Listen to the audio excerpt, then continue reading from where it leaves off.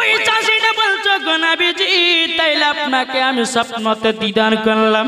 ও গো নবীজি আমি তাইলে কি হলাম বলুন দাও। আমার নবীজি বলতেছি বলো গো চাষি তুমি যাওয়ার জন্য মক্কাতে হজ করার জন্য টাকা তুমি জমা রেখেছিলে, মদিনাতে যাওয়ার জন্য টাকা জমা রেখেছিলে। আমি আখেরি জামানার নবী বলে দিলাম তুমি হবে জান্নাতি জান্নাতি, এবং আল্লাহ পাক আল্লাহ তাআলা তোমাকে হাজী বলেও কবুল করে নিয়েছে। এ বাবাজি মুসলমান ভাইরাও ওই চাষিটা কত আনন্দ বাবাজি। সকালবেলাতে বিবিকে এসে বলছে বিবি গো আজকে আমি আখেরি জামানার নবীকে স্বপ্ন দিদার করেছি। ও বিবি আর বেপরদা হয়ে চলো না, নামাজারি কাজা দিও না। ও বিবি গো বিবি আমি তোমাকে যেটা বলতেছি সেটাই শোনো। ইসলাম ধর্ম হলো সত্য ধর্ম। ইসলাম ধর্মতে যারা দাখিল হয়ে গেছে আল্লাহ পাক আল্লাহ তাআলা বলতেছে তারাই হয়ে গেছে জান্নাতি। ও বিবি আমি নবীকে স্বপ্নতে দিদার করেছি।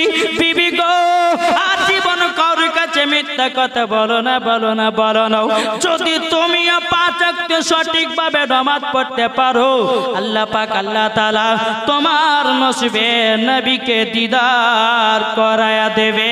জোরে বলুন না সুবহানাল্লাহ। আজকালকার আমার মা বোনেরা এরা ঠিকভাবে বাবা পর্দা করে না। কি গো পর্দা করে? যদি আজ আমার মা বোনেরা ঠিকভাবে পর্দা করতো তাহলে বাবাজি দুনিয়াটা খারাপ হতো না। জি আমার নবীজি বলতেছে এক ধরনের নারী আছে তারা যাবে জাহান্নামে, আর এক ধরনের নারী আছে তারা যাবে জান্নাতে। জোরে বলেন। এই যে বাবাজি এদিকে মা বোনেরা আছে না বাবা, আমি মৌলানা ওবায়দুল ইসলাম জামালি আপনাদের এলাকাতে এসেছি বাবা হোমিওপ্যাথি ওষুধ দিতে। কি ওষুধ? হোমিওপ্যাথি ওষুধ। হোমিওপ্যাথি ওষুধে বাবা আস্তে আস্তে কাজ করে, আর অ্যালোপ্যাথিতে বাবা যে তাড়াতাড়ি কাজ করে। আমি আস্তে আস্তে দিব আর আপনাদেরকে বোঝাবো। এরই নাম হচ্ছে হোমিওপ্যাথি ওষুধ। বোঝা গেছে বাবাজি? সোনা মানিক যে সমস্ত আমার মা বোনেরা বাবাজি দেখছেন এখন এই পর্দা করেছে, পর্দা এটা পর্দা না? ওদিকে মহিলারা আছে, এটা সম্পূর্ণ মিথ্যা পর্দা। এই কি বললাম? সম্পূর্ণ মিথ্যা পর্দা। যদি বলে যে মৌলভী সাহেব আমরা তো শুনেছি মহিলাদের মাথা থেকে নিয়ে পা পর্যন্ত ঢাকা হচ্ছে ফরজ, আর আপনি বলছেন মিথ্যা পর্দা। আমিও জানি ভাই মহিলাদের মাথা থেকে নিয়ে পা পর্যন্ত ঢাকা হচ্ছে ফরজ, কিন্তু মা শুধু তো জালসাতে পর্দা করলে হবে না। কি গো জালসাতে পর্দা করলে শুধু পর্দাবালি হবে? বাবা যে মুসলমান এ সোনা মানিকেরা ও মা খালা শুনে যান মারা তিরবেলা গো মা জননীরা মন দিয়ে শুনে নিন। মা গো মা যেই মা ফাতেমা রাদিয়াল্লাহু তাআলা এমন পর্দা করতেন জীবন তিনা চেহারা দেখে নাই। মা ফাতেমা রাদিয়াল্লাহু তাআলা জীবন কোনদিন পুরুষের চেহারা দেখে নাই। এরই নাম হলো মা ফাতেমা। জোরে বলা যাবে কি সুবহানাল্লাহ? মা ফাতেমা কার নাম? ও মা জননী তবে শুনে রেখে দিন, ও মা জননী মা ফাতেমা হলো তিনার নাম। জীবন কোনদিন নাপাক ছিলেন না। বছর বাবাজি 365 দিন হয় আমার মা ফাতেমা রাদিয়াল্লাহু তাআলা আনহা 365 দিনই নামাজ পড়েছে বাবাজি, কোনদিন নামাজ কাজা করে নাই। আর আমাদের ঘরের মা বোনেরা বাবাজি আরা জীবন সিরিয়াল কাজা করে না। জি ঠিক না? ও মা জননী আপনাকে আমি প্রথমে বলেছি পর্দা যদি করতে হয় খাতুন জান্নাতের মতো করো, পর্দা যদি করতে হয় রাবিয়া বসরি রাহমাতুল্লাহ আলাইহার মতো করো, পর্দা যদি করতে হয় হযরত মা আমিনার মতো করো, পর্দা যদি করতে হয় মা খাদিজাতুল কুবরা রাদিয়াল্লাহু তাআলা আনহার মতো করো, পর্দা যদি করতে হয় গাউসুল আজমের বিবির মতো করো, পর্দা যদি করতে হয় খাজা গরিবে নামাজের বিবির মতো করো, পর্দা যদি করতে হয় নিজামউদ্দিন আউলিয়ার বিবির মতো করো, পর্দা যদি করতে হয় ও মা জাননী মা হযরত সাফিয়ার কালিয়ার রহমাতুল্লাহ আলাইহার মাটির মতো করো, মরার পরে জান্নাতি জান্নাতি। এক মহিলা বলতেছে তার বেটিকে, বেটি বলে কি হলো? বলে আমি পুকুরে গোসল করতে নামছি, গোসল করতে নামছি, ওপরে দাঁড়াও, কেউ যদি আসে তো একটু গলা কাকারে দিও, পুকুরে গোসল করবে। ঠিক আছে মা, তুমি যাও, পুকুরে গোসল করতে যাও।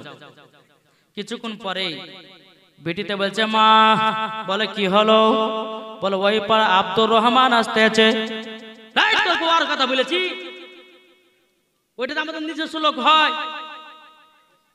ও আচ্ছা ঠিক আছে মা।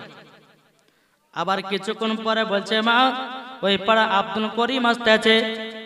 যাই বেটি, তোকে আব্দুল করিম ওটা আমাদের নিজের চাচা তো ভাই হয়, ওর কথা তোকে বলেছি। ও আচ্ছা ঠিক আছে মা। আবার কিছুক্ষণ পরে বলতেছে, বলে মা, বলে কি হলো? বলে কে আসতেছে? বলে মসজিদের ইমাম সাহেব। মসজিদের ইমাম সাহেব এই দেখেন এইরকম ভাবে লি বাবা, এমন ভাবে আপনার ঘন্টা দিয়েছে মনে হচ্ছে 4 খলিফার পিরানি চলে এসেছে। জি, ও মৌলবীর কাছে পর্দা, তোমার চাচার কাছে ভাতিজার কাছে পর্দা নাই কি গো? পর্দা যদি করতে হয় ও মা জননী, রাস্তাতে পর্দা করো। পর্দা যদি করতে হয় শহরে পর্দা করো। পর্দা যদি করতে হয় বাড়িতে পর্দা করো। পর্দা যদি করতে হয় জলসাতে পর্দা করো। পর্দা যদি করতে হয় রাস্তাতে পর্দা করো। পর্দা যদি করতে হয় সমস্ত মানুষের কাছে পর্দা করো। পর্দা যদি করতে হয় বড় ভাসুরের সামনে পর্দা করো, এরই নাম পর্দা। জোরে বলা যাবে কি সুবহানাল্লাহ। ও মা খালা, হয়তো আমার কথা শুনে আপনাদের কিন্তু হয়তো রাগ হতে পারে, কিন্তু এদিকের আমার মা বোনেরা ভালো। আমি মুর্শিদাবাদের কথা বলি রে ভাই, আমাদের মুর্শিদাবাদের মহিলারা জালসাই পর্দা করে, রাস্তাঘাটে পর্দা নাই। এদিকের মা বোনেরা পর্দা তর্দা করে, এদিকের মায়েদের দুর্নাম দিব না, ঠিক না বাবাজি? মুসলমানও হে সোনা মানিকেরাও, চলো আগে আল্লাহ পাক আল্লাহ তাআলা বলতেছি, বলো গো আমার বান্দা বান্দিরা, যেই রকম আমার নবীকে মোহাব্বত করে কবরে যাব, ওই কবরে কোনো রকমের অসুবিধা হবে না। জোরে বলুন না সুবহানাল্লাহ। এ বাবাজি, আপনাদেরকে বারবার সুবহানাল্লাহর বলার কারণটাই হলো, একবার যদি সুবহানাল্লাহ বলে 10টা গুনাহ মাফ করে দেয়। এই জায়গাটা কি দল? জান্নাতি বাগান। জান্নাতি বাগানে বসলেই বাবা গুনাহ মাফ। কি গো, আজ থেকে সুবহানাল্লাহ হবে না সকালে নাস্তার পর সুবহানাল্লাহ বলবেন? বাবাজি চলো না এগিয়ে যাই। এই চাষি বলতেছে, বলে বিবি গো, আজ থেকে বেপর্দা হয়ে চলো না, নামাজ কাজা করো না। এ বিবি মিথ্যা কথা বলো না, কারোর সঙ্গে ঝগড়া করো না, হিংসা করো না। বলছে স্বামী গো, কি ব্যাপার হঠাৎ করে আমাকে এরকম হুকুম করো? বাবাজি স্বামীতে বলছে, বলো বিবি গো, আমি রাত্রি বেলায় নবীকে দেখেছি। নবীকে দেখার পরে আমার আরো যেন ঈমান তাজা হয়ে গেছে।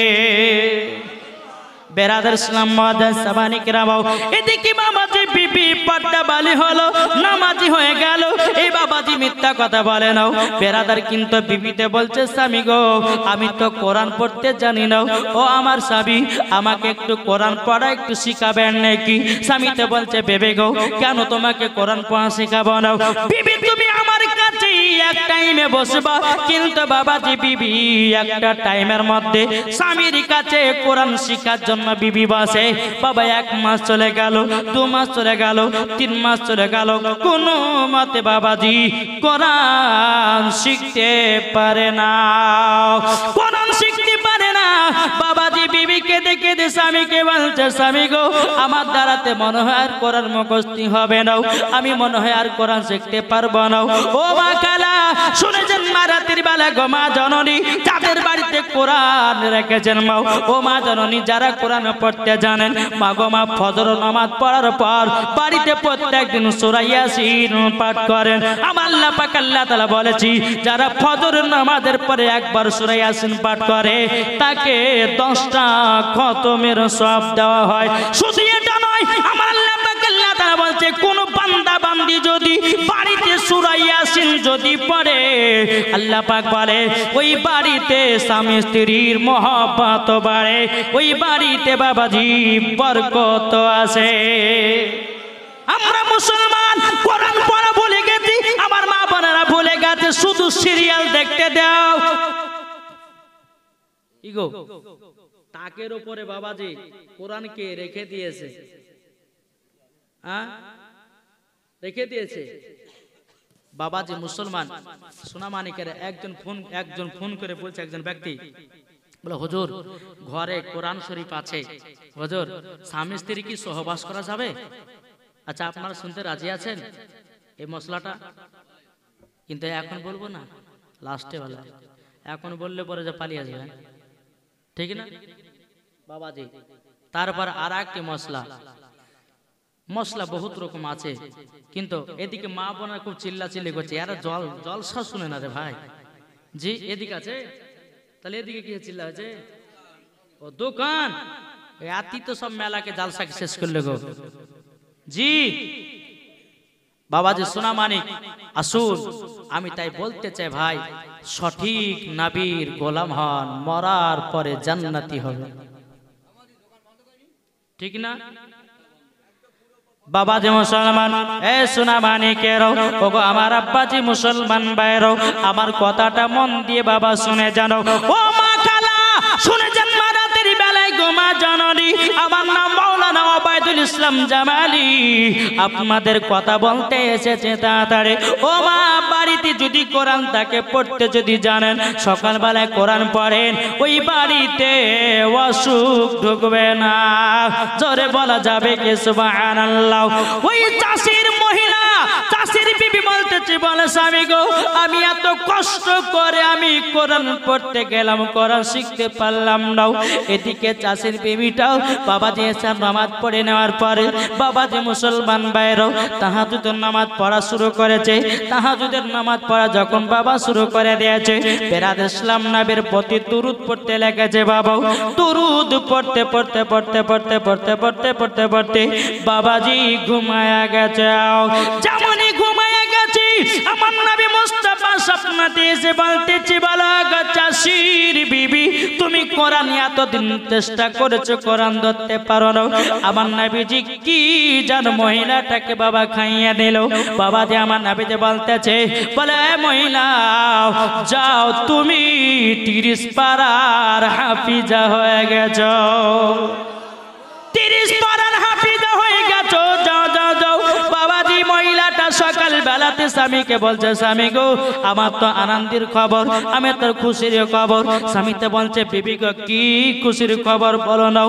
বলে গো আমার স্বামী আপনি ঠিক কথা বলেছেন, ইসলাম ধর্মটাই হলো সঠিক ধর্ম, আমরা নবীজির উম্মত হয়ে দুনিয়াতে এসেছি।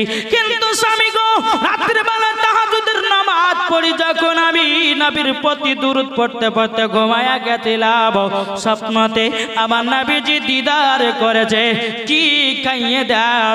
আমি জানো 30 পারা হাফিজা হয়ে গেছে।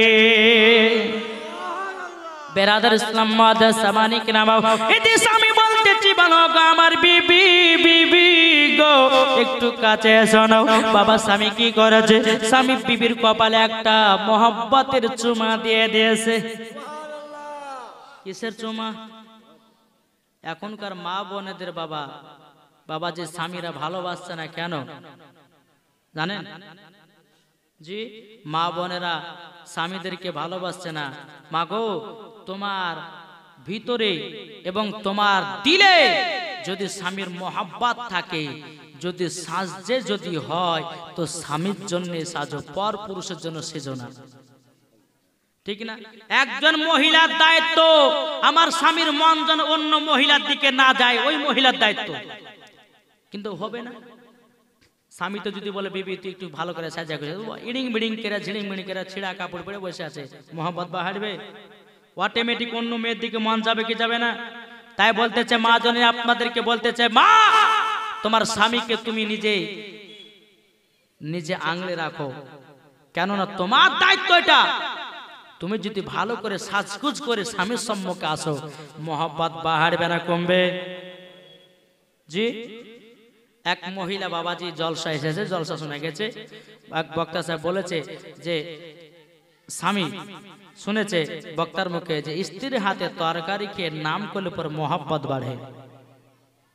এ স্বামী কি করেছে বাবা, রাত্রে গভীর রাত্রে বাড়িতে গেছে, যাওয়ার পরে বিবিকে বলছে বিবি আর জালসা শুনতে গেছিলাম, আর যে বক্তা সাহেব ওয়াজ করছিল সে বলেছে যে স্ত্রীর হাতে তরকারি খেয়ে নাম করলে পরে সবাই আপনার খুশি হয় কি হয় না? কি গো দেখবেন আপনার বাড়িতে যে স্ত্রীকে বলে যে বিবি গো তোমাকে দেখতে খুব সুন্দর লাগছে, দেখবেন একটা মুচকি হাসি দিবে, দেবে কে দিবে না? ট্রাই করে দেখবেন, বিবি আজকে তুমি শাড়ি খান পরেছো, দেখতে তোমাকে সুপার লাগছে গো, দেখবেন ও দিলে তো আরো খুশি হয়ে যাবে, হবে না?